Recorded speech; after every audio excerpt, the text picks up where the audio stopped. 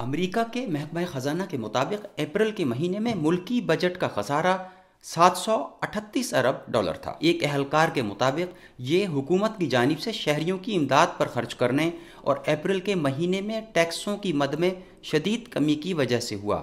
اس سے قبل فروری 2020 میں کسی ایک مہینے میں ریکارڈ خسارہ 235 ارب ڈالر تھا۔ ابھی تک ملک کا بیشتر حصہ لاک ڈاؤن اور لازمی کاروباری بندش کی زد میں ہے اور 80,000 اموات نے چھوٹے اور درمیانے کاروباری اداروں کو حد درجہ زک پہنچائی ہے۔ یو ایس کانگریس نے 2.3 کھرب ڈالر کا امدادی پیکج 27 مارچ کو منظور کیا تھا۔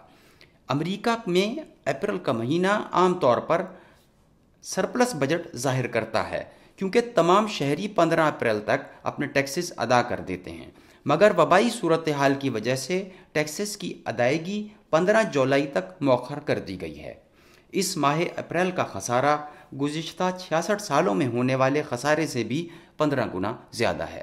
مقیم احمد، چینل 5، واشنگٹن۔